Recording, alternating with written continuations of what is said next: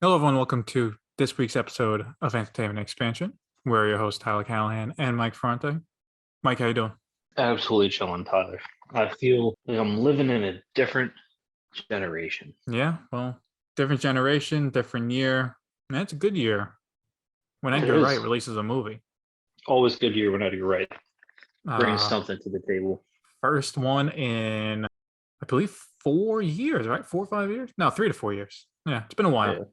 Yeah, But yeah, he's come out with Last Night in Soho, a thriller slash horror film, depending on how you look so at with a it. sprinkle of horror. Definitely a lot different from his either comedy or action comedy films. This will be full of spoilers because honestly, we cannot talk about the film at all Without spoiling without everything. spoilers. And I know we say this a lot, but for this film, that's actually true. Yeah, There's a big mystery behind it. So, as the Edgar Wright fan here, well, the bigger of the two Edgar Wright fans, what do you think? well, I enjoyed the film drastically just because of how different Edgar Wright went with it, Mm-hmm. and it still worked. I mean, He went out there. he did. You know, his sound mixing is still on point. His choice of music for the scenes on point, but also the editing in this movie. By God, this man, he's got an eye for shots. Yeah, cinematography on this point was on point the entire movie. Sound mixing, obviously, the sound mixing doesn't stand out as much as Baby Driver. Baby Driver, it was Yeah. built for that film, ground up. Need an Oscar. Yeah, I understand, but still, it shines a bit here and there in this film. I thought the film was pretty good. It's pretty good. Pretty good. Exactly. Yeah. No, just when you hear me say that while you're listening to this podcast, just imagine that GIF. You know, that's exactly how I think about it. It's not his best work. I'm going to come out and say it right there. We'll save our rankings to the end. Yep. However, but for a first attempt to completely branch out to what he's been doing, from what he's been doing, it's good. I thought the mystery was interesting. It kept me guessing until the end, up until basically right at the end. What's the main character's name? Eloise. Eloise. Yeah, Ellie.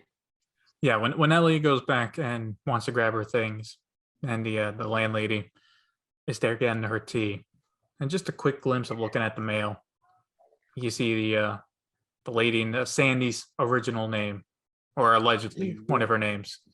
Uh, you see it on a mail, and when I saw that, I was like, oh shit, everything just Yeah. clicked for me, and Listen though, M yeah. Night Shyamalan better watch this and take some notes. That's how Oh, you fucking do a twist. yeah, I'm not Shyamalan. If you're watching this movie and somehow listening to this podcast, that's how you do a twist. You build up to the twist, and it smacks people in the face. Now, Mike, I believe you caught on to it a little earlier than me, but Well, on my second watch, I started looking out because Edgar Wright. You got to Mhm. watch this one more than once. This Oh yeah, man pays such attention to detail and leaves you clues throughout every single one of his works. not even that. Not just like what you There's see no visually. line of dialogue or Exactly. shot that you see in any of his films that are not important to the main story. Let's talk about another one of the twists. I always thought that old guy was Jack. Well, they frame I it thought it was to Jack. be Jack. They frame it to be Jack. Yeah, the way he smokes, the way he moves, the way he Well, talks. see, hold on. If we're gonna get into before we get into that twist, because I actually do have an issue with that twist. The main Yeah, I twist know you of the landlady being Sandy, loved it, great. Shyamalan, that's how you do a twist right there. All right. Last episode we talked about Venom 2 and how the script is kind of shit. This is a script that Edgar Wright does that is so dense with information that you do need to rewatch it. Because after the twist, like you said, you rewatch it, you pick up at the beginning. Summer, there's going to be a weird smell coming out of the floors. Oh, I wonder why. Definitely not because of dead bodies. Why are Yeah. ladies screaming in the middle of the night? Kind of, why can't they can't bring a guy back after 8 p.m.? Well, Sandy lives there, and she got, Jack was late. We're supposed to pick her up at 8. There's a bunch of things at the first 20, 30 minutes of the film that at the end all clicks. And Yep. like you said, there's almost not a single line in this film that goes to waste. almost every line has a purpose somewhere. Yeah.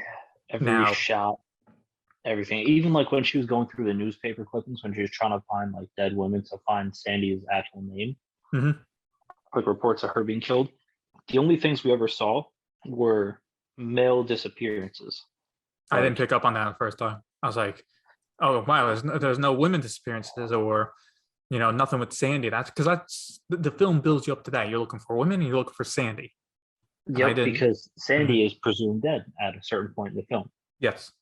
And Edgar Wright kind of does a great job portraying that message. You like as soon as you see like where her life is kind of taking her, how she's kind of being forced into prostitution essentially, you always see it's not going to end up well. To her getting completely shithoused in all the different like nightclub scenes as she's trying to basically make herself not conscious for what she has to do with these men that she has zero interest in, and just it's disgusting honestly, to the point where she's running through the back halls and there's women doing heroin, other drugs. you, I th- you think she's going to have a bad end. well, just to quickly point out, I respect Edgar Wright just going down and dirty on how like people romanticize the previous decades. And while there are great parts about the previous decades, no one likes to talk about the real shady shit that was happening. Yeah, So I do like the balance of Eloise, being in love with the '60s, the time she was never in, but then with her dream, she and gets to realizing see how how, oh yeah, no, there's some glitz and glamour, but then on other times there's a real messed up shit happening that no one likes to talk about.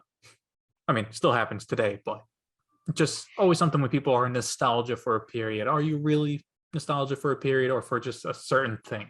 that's Um, true. so that Jack twist, I did not like it. I did not. Yeah, I know, because there's one line of dialogue that I know you're going to bring up, and I'm going to fight you on it. I am. Well, you might have to remind me because I kind of forget.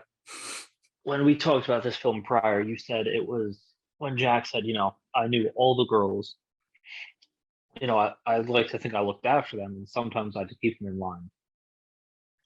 Yes, yes. When the guy who we think is Jack during the entire Yep. film, there's the confrontation, and he says that line. I'm like, okay, it's Jack, right? That's Jack. That's what Jack did in the '60s. We saw that happen, and then Yep. he goes out, gets his brain smashed in basically by a car, and everyone's freaking Also out. foreshadowed. Also foreshadowed. Where was that foreshadowed? Ellie. She almost got hit by a car. One of her interactions with Jack, and he said, Oh yeah, "Watch where yeah, you're no, when going, she ran girl." away from him because he was being a creep. Yep. Yep. Actually, was it the same car too? I know it was a black taxi. I don't know if it's the Yeah. exact same Well, I one. mean, it's England, man. They're black Yeah, taxis anyway. So but anyway, it's like people come out there freaking out like, oh, he's a former cop, on the Vice Squad back in the '60s, '70s, and it's like, and then it all clicks. what? But because my issue with this is, okay, it's a twist, it's not Jack, and I understand that you're right, wants to have that twist, I get it, but he unlike the Sandy twist, he didn't build this up at all because up until this point, we have We one only saw scene. his character once. Yep, we saw him once in the booth, and he wasn't even like mean to Sandy. I was trying to pay attention to like when we see Sandy with men in her room. I don't see the cop, or at least it didn't stand out. So as far as the audience is concerned, she No, saw she would him. kill the cop. What do you mean? Listen, once Sandy snapped and killed Jack, she would have killed. She was killing every guy that came to her, essentially. Well, yeah, but like before that, when Ellie's having the visions of those people, or like even in the dream, we only see the cop once. So as far as we're concerned, he's not a major player. And then even then, when he's talking about you have to keep the women in line sometimes, like, what do you mean you're a cop? So See, the way I took that was, he had to make sure that they weren't doing drugs out in public or doing their business in public. You know what I mean? I Because feel then that's if part it's of the in script that public, kind of falls apart. Like, because now it's not correct. clear to me, They don't. was he They working don't with Jack specify. and he's undercover? Like he's undercover, but like his cover is that he's working with Jack to keep the women in line. If we had a quick scene of that, I can Yeah, I see could him. see that because it seemed like Jack was working with a bunch of people. Well, I mean, the one guy that stood out that I saw worked with Jack was the first night Sandy's there, made a big show of Yep. everything, and Jack defends her honor, right? Wins her over. Guy he punches. Two dreams later, boom, they're chilling at the bar having drinks. Yep. Yeah, I saw that too. I saw that. It's like, oh, okay, so you don't really hate him. It's you do what you got to do to get someone fresh. Okay, Yep. but we never got that with the cop. So that's kind of my issue. Is I understand he wants the twist that makes sense. This is where it was underdeveloped. I mean, that's all there is to it. It's good for shock value, but when you think about it, it just what the guy Yeah. says doesn't make sense. Because that kind of led into the bigger twist where Jack's actually dead. Yes, which I thought was a good twist. Yeah, because I mean, the scene where that poor kid, man, that poor kid, finally gonna get lucky, and then she just goes and has a fucking breakdown, steps on glass. I felt bad for that kid the entire fucking movie. My God, I have not seen a guy just Yeah. yeah. Definition of a simp, though. Oh, I finally get to help her Absolute- out at the library, and we're hanging out. Oh no, I have to stop her from stabbing a student. Yeah, in the eye with a pair of fucking scissors. Hey, Ellie, Not you saying, okay? not Oh, saying that your landlord stabbed me. said, oh yeah, I'm here to call on Ellie. Yeah, go ahead, come on in. Pretty sure it was after 8, so he should have took that as a red flag right away. Hey, he's a simp. He's not thinking straight. No, he wasn't, because he basically gets her out of basically being arrested for who knows what, considering almost stabbing someone in the face with a pair of fucking scissors, and then goes running to her job after her. And it's like, oh yeah, by the way, I'll drive you to the countryside, no problem. Yeah, whatever. Like how he's running around trying to find her. It's like you could have just got into your car and drove around. It would be faster to cover more ground. That's a really good point.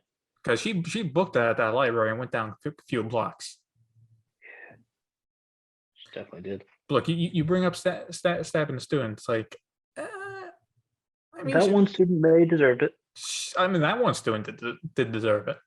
But I do like at times, like how you said, there's horror elements. There's also like psychological elements, and the one that stands out for me is that makes you think: did that bitch spike the drinks?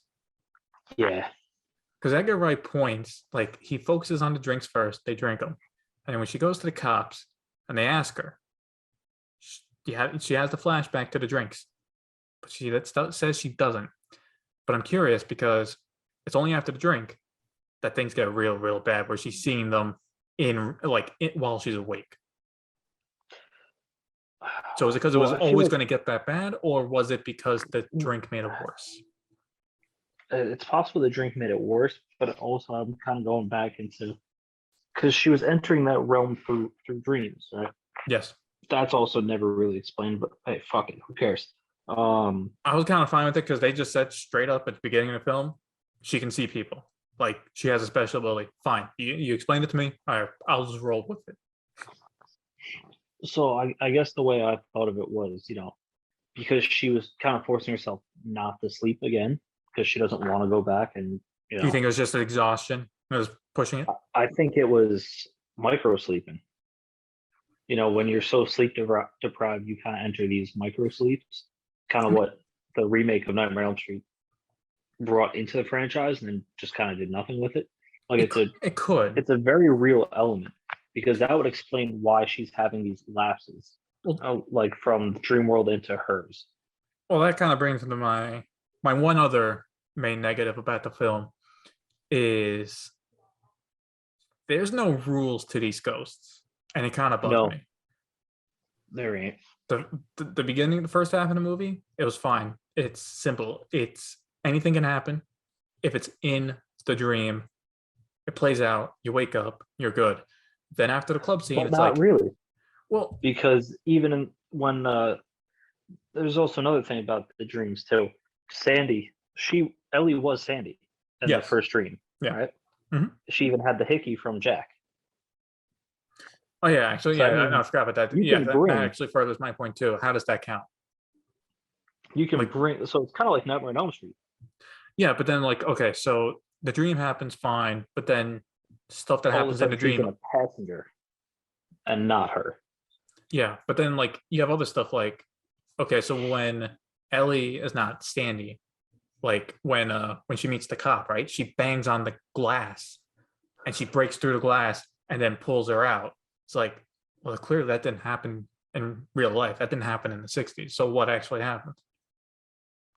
Yeah, Um, but then after the club, it's like the ghosts start appearing more and more while she's awake. Then they touch her and she feels it, but then it's like it's like I understand Edgar Wright wanted to make the film progressively like you got to get somewhere, right? It's got to get worse for her, yeah, but they never set up the rules as to where it could go. It's just like, well, now this is happening because blah blah blah. yeah.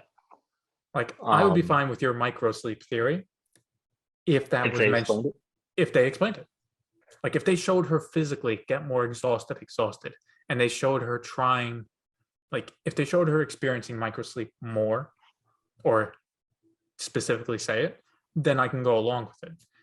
But the club scene, yeah. she Well, seemed fine. She didn't I seem mean, that tired. I got to be honest. well, that's because it was right after the club scene. So it was the club. She said she didn't want to fall asleep. The kid said he'll keep her up. They start doing their business. She has Okay, that fucking how about the dream. library with the ghosts? Yeah, but that was like the next day, wasn't it?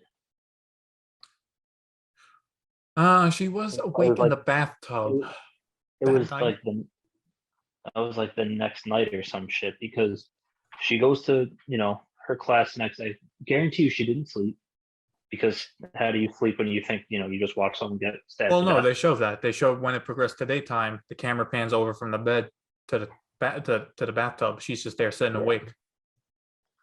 So she didn't fall asleep that entire day. She has that little micro nap in class where she sees bloody Sandy, runs out, leaves her stuff, goes to the cops. Then she goes And everything to the progresses into that night, which is the third act. correct. Okay. So she's kind of been awake for an extended period of time. That's why I'm saying it's in my mind it makes sense with the micro sleeping. No, you make a good point. You make a good point on that.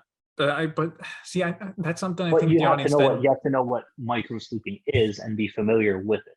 yeah, Because I guarantee you the average yeah, person in the audience micro has sleep no is not a fucking clue. common term. So someone Oh, watching this, they're going to assume she slept a little bit at some point. yeah. And yeah, like your theory makes sense, and it does fit in with the film well. The fact that all right, if she hasn't slept in a day and a half, that they're going to get worse. That is something he should have explained in the film a little clearer. It doesn't have to be like someone dropping exposition dump, breaking it down, but kind of something. Like off the top of my head, the grandmother, when she called the grandmother and she knows something was wrong, she could have explained then, is this your micro sleep again? Is it happening again? Like just something like that. Maybe when Well, she first started seeing it, her mother, she had issues yeah, and there was micro sleep, but there's nothing. yeah. But then again, how you get that's kind of that just wouldn't sound right. You know what I mean?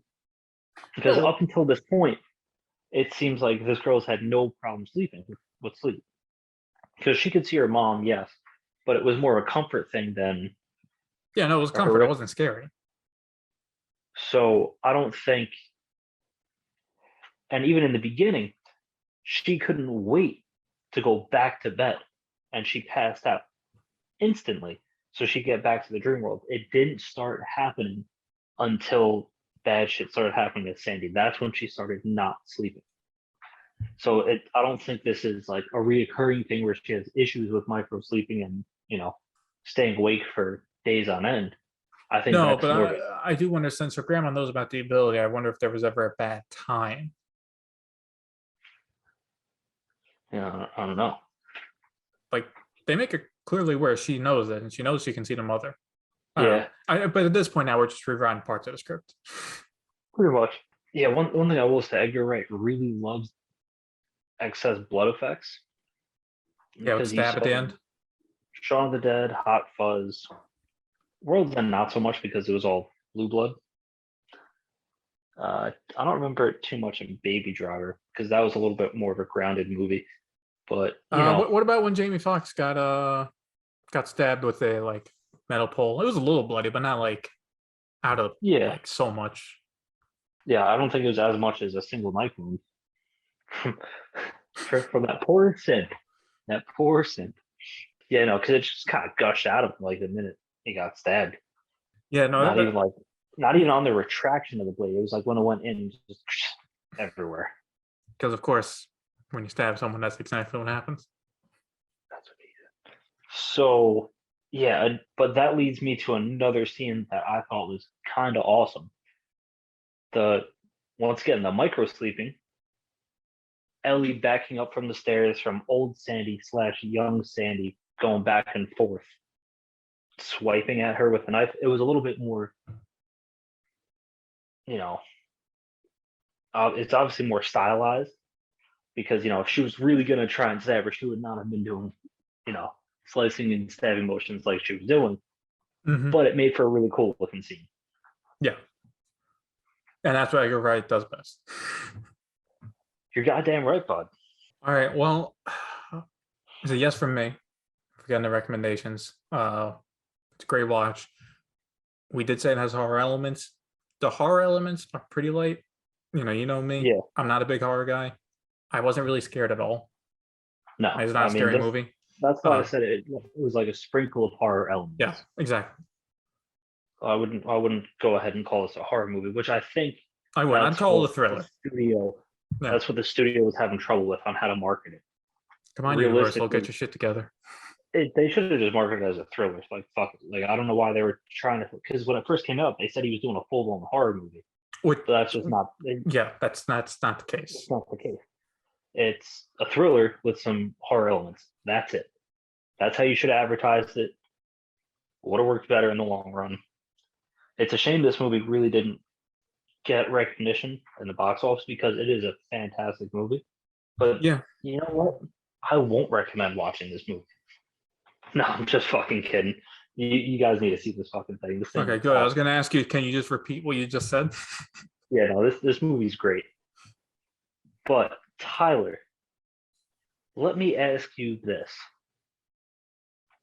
Where would you put this in all of Edgar Wright's filmography? Well, when I first thought about this, it was a little tough, but then I thought about it for about 90 seconds, and I was good. So, last place, not a shot because I believe we did a ranking from him last year for our director discussion. Last place, Scott Pilgrim. Yeah. Right after that, I would say, I'm going to say Shaun of the Dead. Mm-hmm. Then I am going to put in Last Night in Soho. Oof. Baby Driver will be in third place. The World's End, second, close second. First place for me still is Hot Fuzz. Ooh. Ooh. You sound hurt with that list. It's okay. It's okay. Hey, all right, well, mine is it's not similar. my fault. He makes too many good movies. All right, you go tell him to make worse movies. Make the list easy for me. None of these movies are bad, by the way. This is probably one of the hardest rankings we've ever came up with. If you tell us we got to rank Fast and Furious movies, that'll be easy. All of them are bad, except for the first one and fifth. But anyway, I digress. So yeah, last place is definitely gonna be Scott Pilgrim, followed by Shaun of the Dead. So like yours, but I think I'm gonna put Soho above Baby Driver. Okay. Just because of how different it was. Yes, with Baby Driver, the sound mixing was fucking phenomenal. But I think visually this was a little bit more of a masterpiece. And for doing something completely brand new, I gotta give him a lot of credit for. It's a fair point. Then I'm gonna do Hot Fuzz, followed by, or finally, The World's End. Because I enjoy The World's End the most out of the Cornetto trilogy, solely because of the fucking writing. The writing in that is just pure gold. I still watch it randomly, and I'll still find jokes that I never saw before, or saw the first couple of viewings. So that's always a soft spot for me. Yeah, The World's End, commonly the least respected of the Cornetto trilogy, but yeah, it's one of the better. It's one of the best. It really is. Once again, I'm disclaiming none of these are bad movies. If you haven't seen any of these films, you need to watch them. You can skip out on Scott Pilgrim if you'd like. I'll allow it.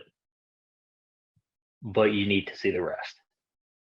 That being said, that's enough about what we thought of last night in Soho.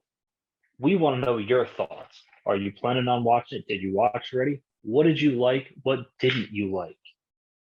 As always, feel free to let us know at Entertainment Expansion. Find us on Instagram, Facebook, and YouTube.